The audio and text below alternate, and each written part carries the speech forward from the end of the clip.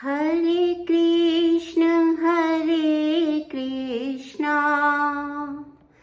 कृष्ण कृष्ण हरे हरे, हरे राम राम राम हरे हरे। हरे कृष्णा। सभी भक्तजनों को मेरा दंडवत प्रणाम। आज हम भगवत गीता जी के अध्याय 13 के 22वें श्लोक पर चर्चा करेंगे। यह श्लोक अति महत्वपूर्ण है क्योंकि यह हमें प्रेरणा भी देता है और हमारा मार्गदर्शन भी करता है। तो यहाँ भगवान क्या कह रहे हैं? पुरुषः प्रकृतिस्थो हि भुङ्क्ते प्रकृतिजान् गुणान् कारणं गुणसंगो अस्य सद असद योनि जन्मसु।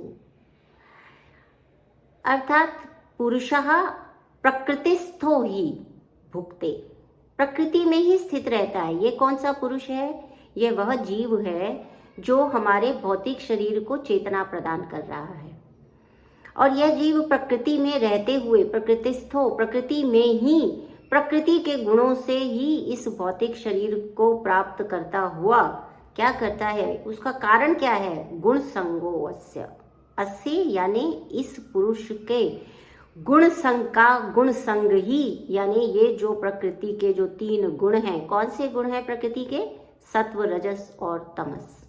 इनके साथ में अपना संबंध रखते हुए, इनके साथ में आसक्ति रखने के कारण सद असद योनि जन्मसु, वो सद और असद अनेक प्रकार की अच्छी और बुरी योनियों में वो जन्म लेता रहता है।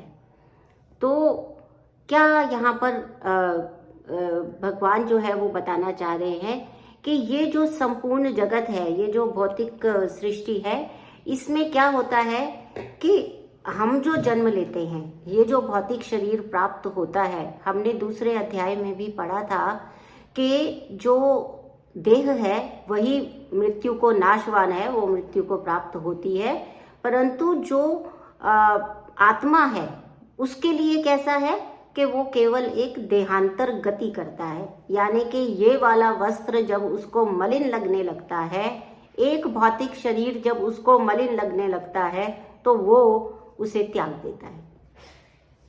किस प्रकार से हम इस बात को देखते हैं? मलिन वस्त्र का अभिप्राय क्या है? देखिए, हम किसी भी वस्त्र को जब लेते हैं, ओढ़ते हैं, तो हमें क्या क्या देखते हैं उसमें बहुत सुंदर वर्ण है, उसमें बहुत ही सुंदर जो है वो मोती लगे हुए हैं, अच्छे सुंदर धागे लगे हुए हैं, हम उसको नया है, ऐसे करके कई बाहरी जो गुण होते हैं उनको देखते हुए हम उस वस्त्र को ग्रहण कर लेते हैं। परंतु 2 अवस्थाएं होती हैं, आप समझिए, 2 अवस्थाएं होती हैं जब हम उस वस्त्र को त्याग देते हैं। वो क्या 2 अवस्थाएं होती हैं? एक तो वो जीर्ण हो जाए, पुराना हो जाए। जब पुराना हो जाता है तो हमारा मन उससे हट जाता है। क्यों हट जाता है? क्योंकि जिन वर्णों के कारण, जिस सौंदर्य, बाह्य सौंदर्य के कारण हमने उस वस्त्र को ग्रहण किया था, अब वो सौंदर्य नहीं रहा। क्यों नहीं रहा?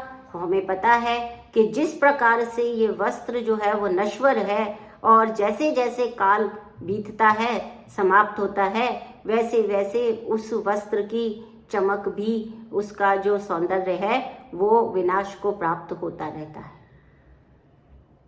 कभी उसके ऊपर कोई दूसरा रंग चढ़ जाता है, कभी वो फट जाता है, कभी कुछ भी होता है, लेकिन जब वो पुराना हो जाता है तो हम उसका त्याग कर देते हैं। और दूसरी अवस्था क्या होती है? दूसरी अवस्था ये होती है कि वो मलिन हो जाए, अर्थात उसके ऊपर कुछ ऐसे दाग लग जाएं, कुछ ऐसे उसके ऊपर कुछ ऐसा उस पे लग जाए, या वो गंदा दिखने लगे, तो क्या होता है? दूसरे किसी वस्त्र का जो वर्ण है वो उसके ऊपर आ जाए तो मलिन हो जाए, किसी भी कारण से वो गंदा हो जाए, मलिन हो जाए, और ऐसा मलिन हो जाए कि उसको अब साफ करना संभव ना हो। तो ये 2 ही परिस्थितियां हैं जिसमें हम उस वस्त्र को त्याग देते हैं। इसीलिए भगवत गीता जी में वस्त्र का ही उदाहरण दिया गया। तो अब जो आत्मा है उसके लिए भी ये शरीर वस्त्र के समान है, और ये शरीर को भी कौन कौन से बाह्य आकर्षणों के कारण पसंद किया जाता है। जब उसमें यौवनावस्था होती है, जब वो बहुत सुंदर दिख रहा होता है, जब वो चमक रहा होता है, तब उसको पसंद किया जाता है।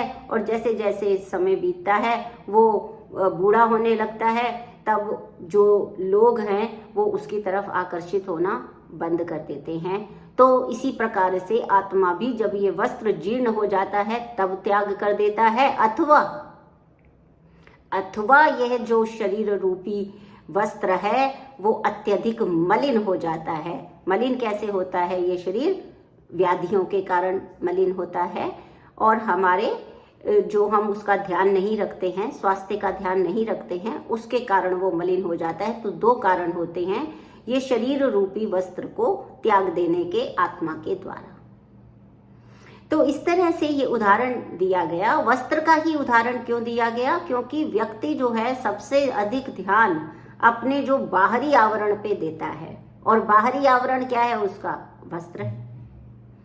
तो इसीलिए इसकी जो आत्मा के एक देह से दूसरे देह में गति करने का कारण बताया गया कि जिस प्रकार हम जीर्ण वस्त्र को उतार कर और नवीन वस्त्र धारण करते हैं, बिल्कुल उसी तरह से जो आत्मा है वो पुराने शरीर को त्याग कर नए शरीर में चली जाती है। अब वो चाहे उस भौतिक शरीर की मलिनता शारीरिक हो अथवा मानसिक हो, जो भी हो, वो उसे त्याग कर दूसरे शरीर में चला जाता है। लेकिन दूसरा शरीर, दूसरी योनि कौन सी होगी? सत असत योनि जन्मन। सत असत योनि जन्म का अर्थ है कि अच्छी योनि में अर्थात मनुष्य की योनि में भी आ सकता है, लेकिन पशु पक्षी कीड़ा किसी अन्य योनि में भी वो आ सकता है। और उसके विभिन्न योनियों में आने का कारण जो है वो क्या रहता है? उसका इन गुणों के साथ संग अर्थात आसक्ति। भौतिक जो विषय हैं उनमें किसी विषय के प्रति अत्यधिक राग अथवा किसी विषय के प्रति अत्यधिक द्वेष, अथवा वो अगर सामान्य में रहते हुए भी जो है उससे प्रेम करता है, तो भी भौतिक विषयों से किया गया जो प्रेम है वो उसी प्रकार से बंधन का कारण होता है। जैसे कि कोई व्यक्ति चाहे स्वर्ण की से के धागे से बंधा हुआ हो, स्वर्ण से बंधा हुआ हो, या फिर लोहे से बंधा हुआ हो, या तांबे से बंधा हुआ हो, जो व्यक्ति बंधा हुआ है, जो बद्ध है, वो बद्ध है। अगर कारागार में कोई जो उसको बेड़ी लगाई जाती है, वो बेड़ी स्वर्ण की हो तो भी व्यक्ति बद्ध है, लोह की हो तो भी बद्ध है, ताम्र की हो तो भी बद्ध है। इसी प्रकार से चाहे वो सात्विक गुणों के कारण आसक्ति को प्राप्त हो, चाहे वो राजसिक और चाहे तामसिक गुणों के कारण आसक्ति को प्राप्त हो या द्वेष को प्राप्त हो, तो वो इस भौतिक जीवन में बार बार आता जाता रहता है। और ये आत्मा क्योंकि सनातन समय से, बहुत पहले से उसके अंदर ये एक प्रकार से भावना स्थापित हो गई है, उसकी बहुत सारी ऐसी जीव की इच्छाएं होती हैं जो पूर्ण होने का नाम नहीं लेती हैं। तो इसी के कारण वो ये सब करता रहता है। तो क्या इसमें हमारा को उपाय क्या मिल सकता है? प्रभु श्रीपाद यहाँ पर बता रहे हैं कि जब हम श्रवण करते हैं, जब हम गुणों का, भगवान की महिमा का संकीर्तन करते हैं, तो उससे क्या होता है कि हमारे मन के अंदर ये जो भौतिक विषयों के प्रति आसक्ति रूप पाप है वो धुलते चले जाते हैं, वो धीरे धीरे धुलते हैं। और इसी को, इन गुणों से ऊपर उठना होता है। क्यों बता रहे हैं भगवान ऐसा? कि वो कह रहे हैं कि इन रजस तमस, इन गुणों से ऊपर उठना होता है और उस दिव्य पद की प्राप्ति करनी होती है। और इसी को कृष्ण भावना अमृत में स्थित होना कहा जाता है। लेकिन कृष्ण भावना अमृत में स्थित होकर भी बार बार जो जीव है वो अन्य शरीर धारण करने की चेष्टा करता ही रहता है। उसका कारण है कि जन्म जन्मांतर से वो इन्हीं विषयों को भोगने की इच्छाओं का अभ्यस्त हो चुका है। तो उसे यहाँ से हटाना है और भगवान कृष्ण की तरफ ले जाना है। तो उसका जो सरलतम साधन है वो है श्रवण करना। तो यहाँ पर प्रभु शीलपाद जी कहते हैं कि उसका जो सर्वोत्कृष्ट उदाहरण है वो अर्जुन है, क्योंकि अर्जुन ने भगवान के मुख से स्वयं ज्ञान को ग्रहण किया और उसी के कारण उसके वो सारे भौतिक कल्मश, जिसमें वो अपने बंधु बांधवों से भौतिक आसक्ति के कारण विरक्त नहीं हो पा रहा था और इसीलिए स्वधर्म अर्थात अपने क्षत्रिय धर्म का पालन करने में असमर्थ हो रहा था। इसीलिए ये यहाँ पर इस श्लोक के माध्यम से दो बातें बताई गई। एक ये बताया गया कि हम जो है इन गुणों से ऊपर उठें और फिर इन गुणों से ऊपर उठने का एक ही साधन है और वो है भगवान के नाम का श्रवण करना। ऐसा ही एक उदाहरण श्रीमद् भागवतम में भी आया है। जब स्कंद 1 के 5वें अध्याय में के 26वें श्लोक में नारद मुनि स्वयं बताते हैं कि किस प्रकार उन्हें वो दासी पुत्र थे पहले जन्म में, और उस समय उनकी जो माता थी वो ब्राह्मणों की सेवा किया करती थी और उसी में उसको भी उन्हीं भक्तों की सेवा का अवसर मिला और उन्हें भी वो श्रवण करने का अवसर मिला। और धीरे धीरे श्रवण करते करते, उन कथाओं का श्रवण करते करते जो नारद मुनि थे उनका वो सारा जो कल्मश था वो जाता रहा और उससे वो भगवान की भक्ति में स्थिर हो पाए। हरे कृष्णा। तो क्या कहते हैं? वो कहते हैं कि जो श्रवण में जो शक्ति होती है वो भगवान के पास लाने में हमारी बहुत सहायता करती है, क्योंकि भगवान केवल व्यक्तिगत रूप में, व्यक्तिगत लक्षणों से ही आकर्षित करने वाले नहीं हैं, अपितु क्या है, उनकी जो दिव्य लीलाएं हैं, उनके वो क्रियाकलाप हैं, उनका भी श्रवण करने से जब आनंद की अनुभूति होती है और ऐसे उत्तम रस का आस्वादन किया जाता है कि उसके बाद भौतिक जगत के किसी भी विषय में कोई भी रस आना स्वतः समाप्त हो जाता है। हरे कृष्णा।